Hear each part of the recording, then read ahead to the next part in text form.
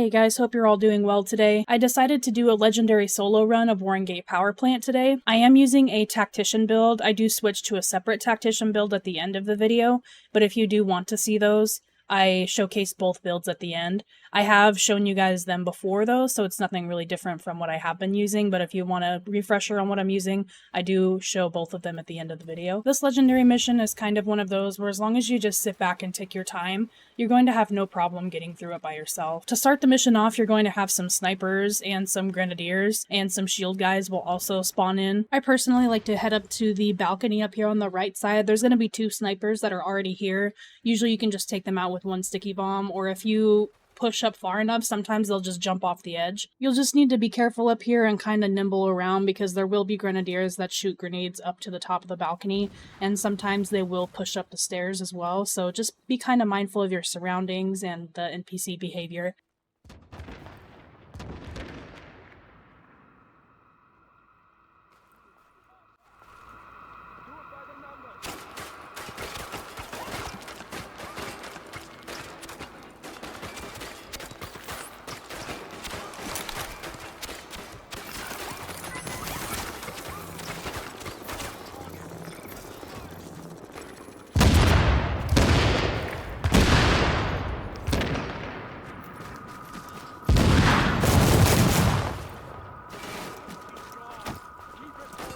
Something I have discovered over time from being up here is that you can actually shoot your sticky bomb through this tarp. So this is also helpful in missions like Napalm, where there's a balcony with a tarp cover, is the NPCs usually don't see you through the tarp, but you can shoot a sticky bomb through the tarp, and I think you can actually shoot through it as well. So this can be kind of helpful in missions like this.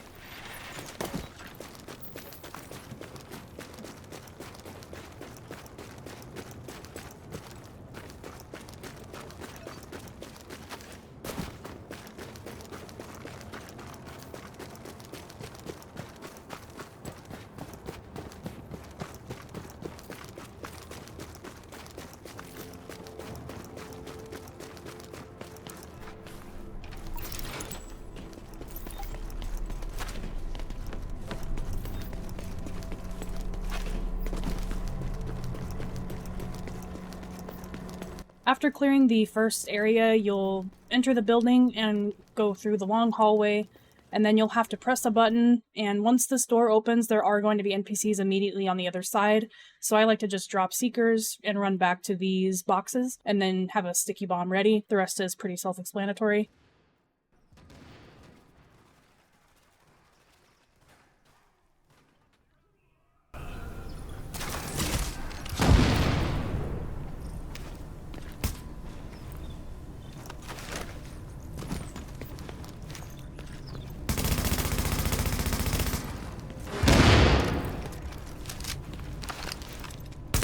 In this next part, there will be NPCs on the main floor, and then there's 2 snipers that are up on the catwalk. I personally like to get up top with the snipers, and then they usually jump over the side, and you can just use your seeker mines to take them out. But there was one in this run that did not want to jump down. She wanted to throw hands with me. I did almost get my ultimate popped here because one of them threw a grenade at me, and then I had to roll into a different cover, which gave the sniper a line of sight to me to shoot. So I did almost get my ult popped here, but it turned out okay. I got my sticky bomb back pretty quick and was able to take her out.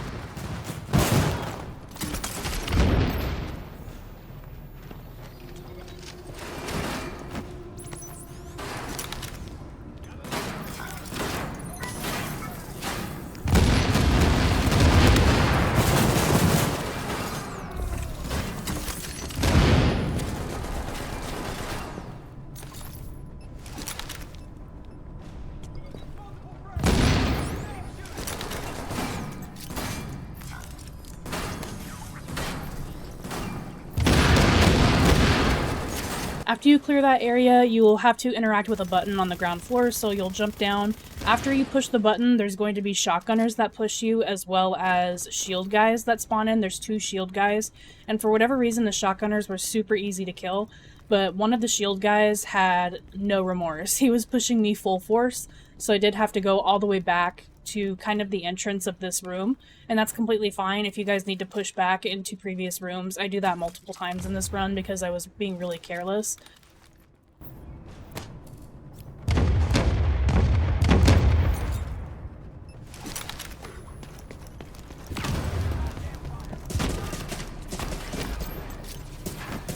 But as you can see, once they pulled back enough, the shield guy just kind of hung back there. He didn't really push me anymore.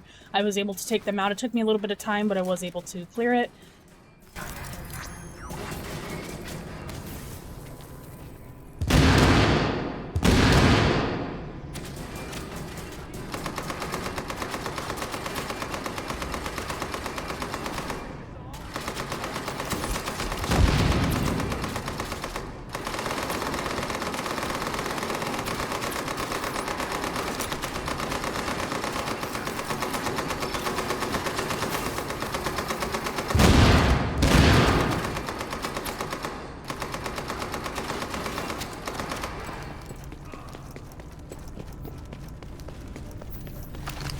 And the next part, it's a little bit easier to clear because all of the NPCs spawn in a really small huddle. So if you're running a sticky bomb, you can usually kill at least 2 of them really easily. And then you just pick off the ones that are left after the blast.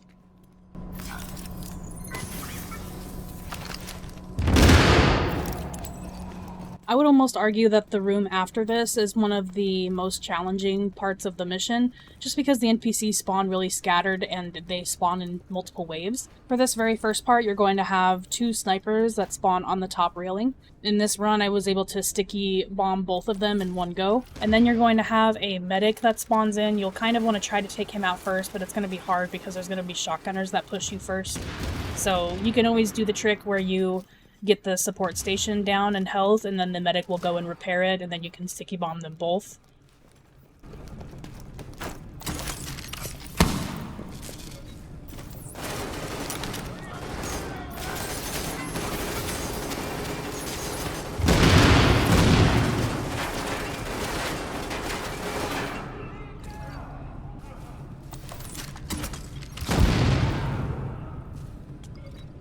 I was able to finish that first wave, and then the next wave spawns when you get closer to the staircase, either on the left or the right side.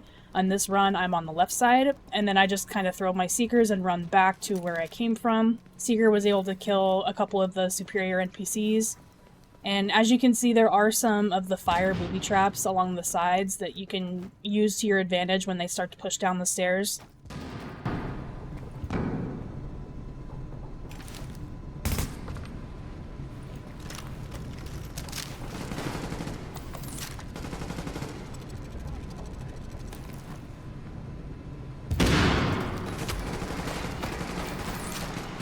After you clear that wave, the next wave spawns when you go up the stairs. I was kind of dumb, and I stayed upstairs when I should have run back downstairs, because these guys are ruthless when you're up close. I ended up having to push all the way back after using 2 medkits, so I was being really stupid during this run. You don't have to do this the way that I did it.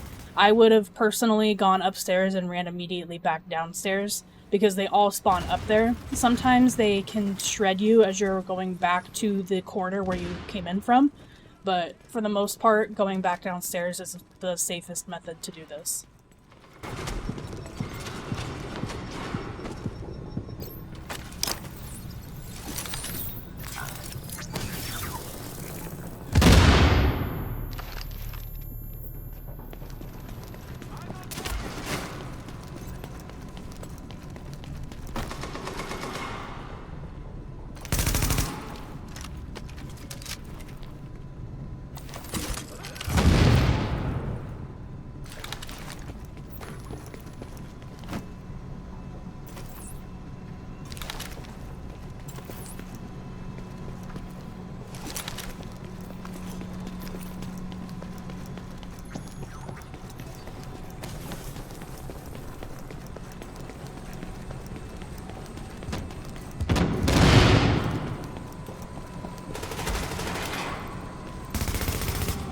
And after clearing this room, this is one of the harder rooms as well. There's a lot of grenadiers that spawn right away, and it can be kind of a pain to roll around.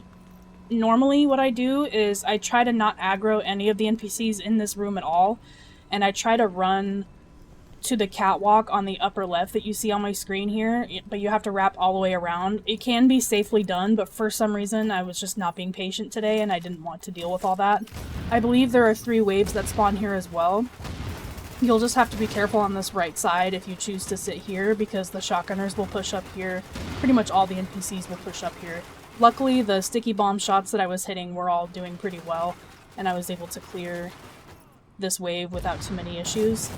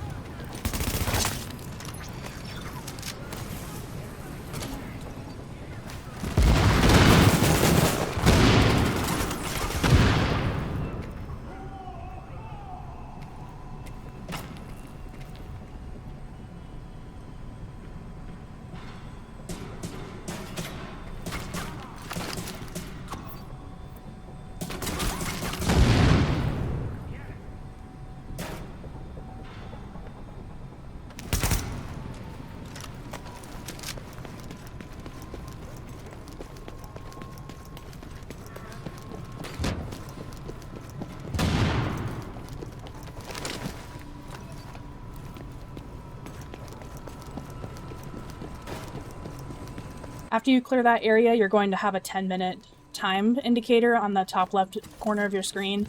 You need to get to the next area as soon as you possibly can. In this area, there's going to be some snipers on the catwalk in the middle, as well as some regular assault NPCs.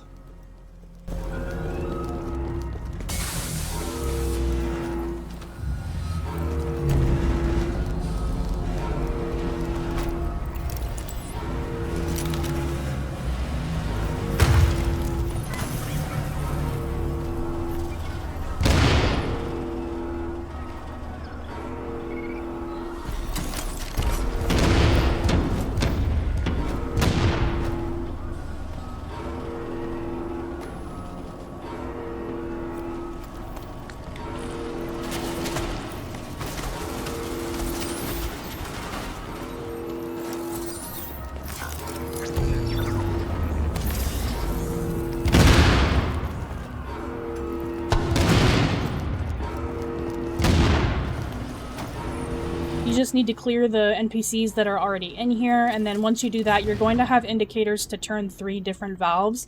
It's very important to note that these valves open very specific doors. And if you're doing this in a team, let's say you're doing this in a team of 4 with buddies that you guys already know, do not turn all of these valves at once. It's going to be super chaotic. Just turn them one at a time and focus on one door. So for example, this door that I'm facing right here, the valve to the right is going to open this, so you'll see me prep a sticky bomb first, and then I drop seekers after I turn the valve, and then I run to the middle. I end up using a medkit because I had really stupid movement. But my sticky bomb and those seekers alone took out almost all of them.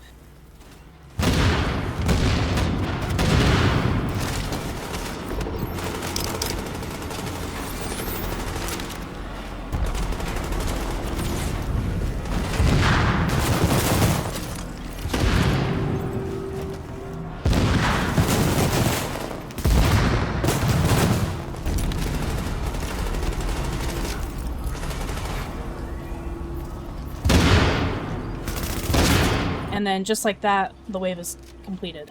This entrance down here is where the next round of NPCs will spawn, and that valve is going to be to the right as well, up here on this platform.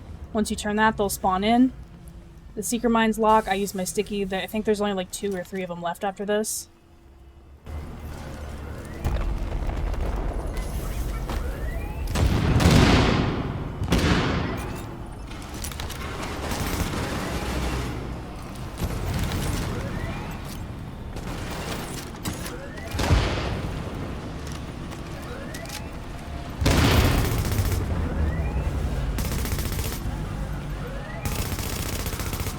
The next wave of NPCs are going to spawn at this doorway down here, and then their valve is over here to the right. It's a little bit further away, so I kind of have to throw my seekers as far as I can, and just like that, wave is instantly clear. And it's so funny, when I do this mission by myself, this part is so easy to do, but when I do it in a group of people, it always takes us so long because people like to turn all the valves at once, so all the NPCs start funneling out, and it's really frustrating. So yeah, guys, just take your time with that port.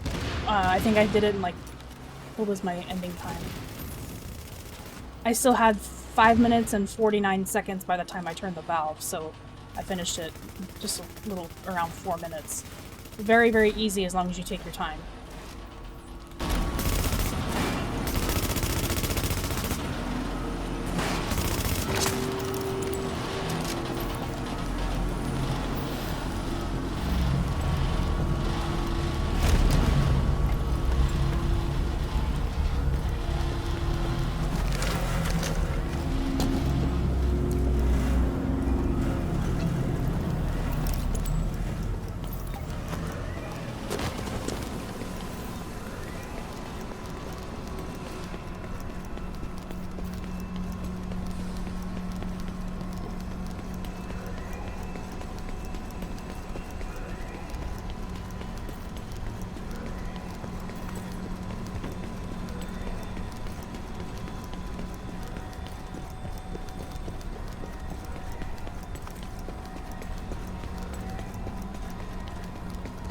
For this next part, when you come in, the NPCs will run in through the back doors. There's going to be grenadiers, assaults, and engineers. And this one can be kind of tricky because you don't really have a good spot towards the back to be sitting. The far back right corner, or when you first come in, it's going to be immediately to the right. That corner is a pretty good area to sit down if you're not going to be moving around as much. But just be wary that these NPCs will push you from all corners.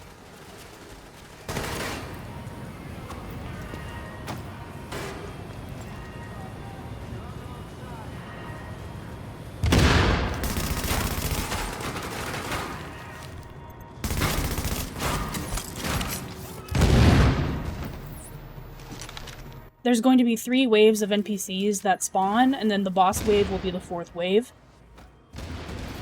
The NPCs are all going to be spawning at the 2 back corner doors, the back left and the back right. There is a pretty good spot I like to sit sometimes in the back left, but I decided to just sit at the entrance this time, which can cause problems. You can see I was moving around quite a bit.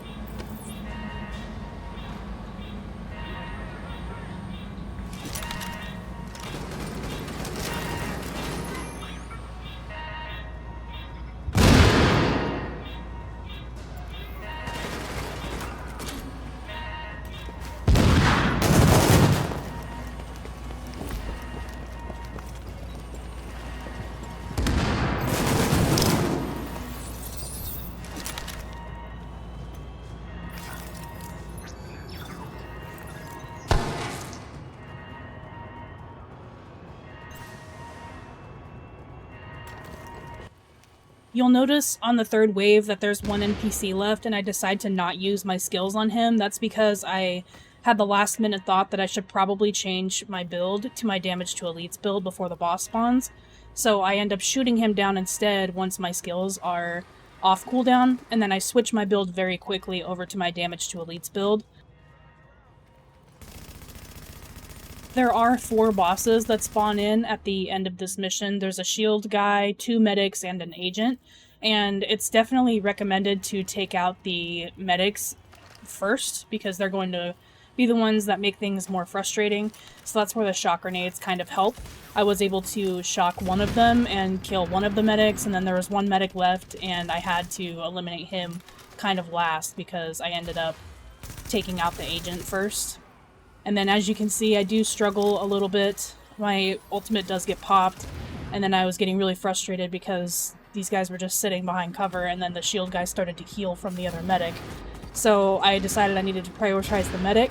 I threw a grenade at the support station, and then I was able to get both the medic and the support station in one sticky bomb shot, and then by then the shield guy was pretty weak. I was able to kill him, and then just like that the mission is over.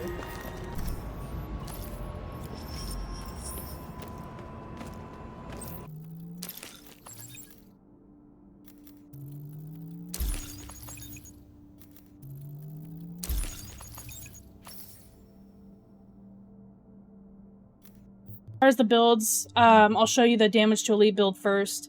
I have the lightweight M4 with competent, talented, and determined. This is kind of my main gun, and then after a helpful viewer informed me that ferocious and destructive does work with your skills, I did decide to use an ACR as my secondary, so that's the primary gun that I'll use. I have a Barrett's chest piece. All of my damage to elite mods are 213 electronics and 3% damage to elites. That's on all of my gear. And then all of the other mods are the Seeker Mind Damage mods, 4%. I have the Inventive Backpack. The only difference between this build and the other build that I was using is that the mods are instead electronics mods with skill power. That's the only difference. I was using a Tactician chest piece beforehand, but I just realized that the Barrett's chest piece is really strong when you have both your skills off cooldown, so I decided to keep that on there instead. So both of these builds have 40% skill haste, and then the only difference is that one of them has more damage to elites than the other. It's really the only difference. So that's why I wanted to switch to the other build instead, because I was going to be able to take out the bosses a lot easier. But other than that, both of the builds are pretty much the same. I also show you how much damage my Sticky Bomb and my Seeker Mines are doing. But yeah, that's Legendary WarrenGate. Hopefully that was helpful for you guys. Let me know if there's a specific mission that you want me to do next. And fingers crossed, but hopefully by the time I upload this video, we will be at 600 subscribers, which is huge, you guys. We've gained so many subscribers in such a short amount of time, and I really want to see this channel continue to grow because it continues to grow my motivation to keep uploading. Because back in the day, I used to upload stuff on this game all the time. It was mostly like Dark Zone PvP stuff, but I really wasn't that great of a player. But it obviously wasn't getting too much traction because I wasn't very consistent. I lost motivation a lot to play this game because I'm a bit of a variety game player. I like to play a lot of different games. Right now I'm playing like 3 different games, but I'm continuing to upload Division content because you guys are making it so much easier for me by actually enjoying the content. And I'm just so happy to see this channel finally growing because I feel like I have a place here somewhere. Yeah, I'm not going to get too deep into it, but I do want the channel to grow. So thank you guys so much for giving it the time of day, liking, subscribing, and contributing to the community. I really appreciate all of your guys' time and love that you've put into the channel. Won't take up too much more of your time, though. I will talk to you guys in the next video. Thank you.